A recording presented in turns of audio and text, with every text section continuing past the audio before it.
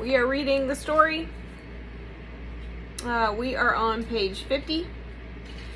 And Moses and Aaron had been going to the Pharaoh to get him to let the Israelites go. And the Pharaoh said he would, but right after things calmed down, then what would he do? He would change his mind. So let's pick up there. But the Lord hardened Pharaoh's heart, and he was not willing to let them go. Pharaoh said to Moses, "Get out of my sight. Make sure you do not appear before me again. The day you see my face, you will die." "Just as you say," Moses replied, "I will never appear before you again." It's a little confusing. Now the Lord had said to Moses, please wait. Now the Lord had said to Moses, "I will bring one more plague on Pharaoh and on Egypt, and after that he will let you go from here. And when he does, he will drive you out completely." Yes. I feel a bit upset that the Lord puts the hardest Pharaoh's heart and makes Egypt go through these things. Makes them go through it without having a choice. Well, that's a good note, is that the Lord did say he hardened his heart here. But before, Pharaoh had hardened his own heart. And I did look through that in the specific language because this is the more, this doesn't have the exact word for word, but if you look at the word for word, quite a few times Pharaoh hardened his own heart, but here it does say that the Lord hardened Pharaoh's heart. And I believe it's because that this last plague that he's going to unleash will cause, because at this point none of the Egyptians are on the Israelite side, but what's going to happen next is that not only will the Israelites leave Egypt, but it also says a mixed multitude leaves with the a mixed multitude leaves with the Israelites as well. And who are they? The Egyptians. There are a bunch of Egyptians that become part of Israel as well. And it's because of this last final plague that they said, we're out of here. We're not staying here anymore. And I can't be sure because I don't fully know, but that's just what I think possibly is why the Lord specifically hardens Pharaoh's heart this time, even though Pharaoh had already hardened his own heart before. The Lord did not harden his heart every time, just the Lord. It was the Pharaoh. And it says that specifically in the language. If you look at the literal translation. So here, though, the Lord is hardening his heart, but that's after he's already hardened it himself several times. So it's kind of like a judgment almost. He's like, okay, if you're going to keep hardening it, then I'm going to harden it for you, and then we're going to have a huge plague, and then that will bring out the Egyptians, a bunch of Egyptians with the Israelites, and they become a part of Israel. They're saved. So, okay. So Moses said, "This is what the Lord says." I guess he's saying this to Pharaoh, and I guess Aaron is saying it.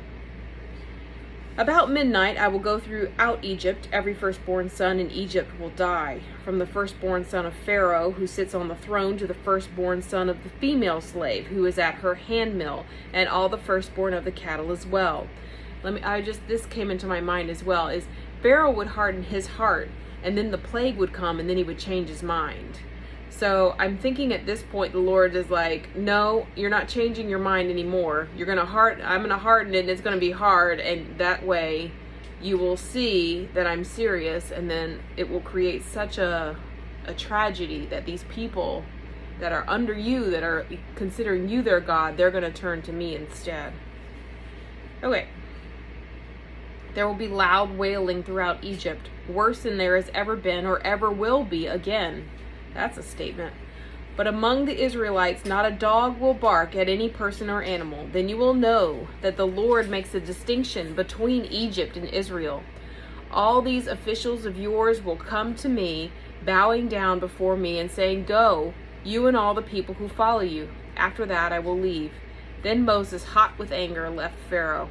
The Lord said to Moses and Aaron in Egypt, This month is to be for you the first month of your year. Tell the whole community of Israel that on the 10th day of this month, each man is to take a lamb for his family, one for each household.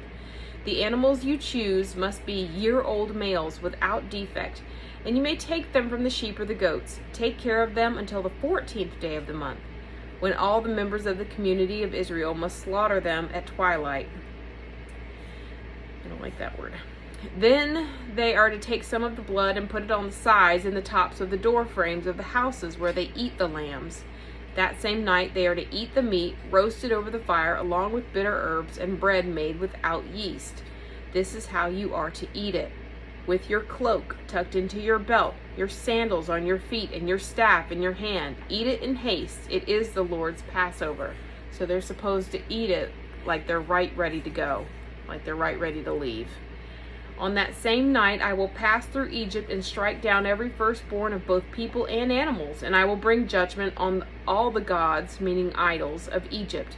I am the Lord. The blood will be a sign for you on the houses where you are, and when I see the blood I will pass over you. No destructive plague will touch you when I strike Egypt. Then Moses summoned all the elders of Israel and said to them, Go at once and select the animals for your families and slaughter the Passover lamb. Here it says the note, Passover is the feast that celebrates the deliverance of the Israelites from slavery in Egypt. The Passover lamb refers to the animal that's sacrificed prior to the feast. This parallels the sacrifice of Jesus in the New Testament, which released humanity from the debt of sin.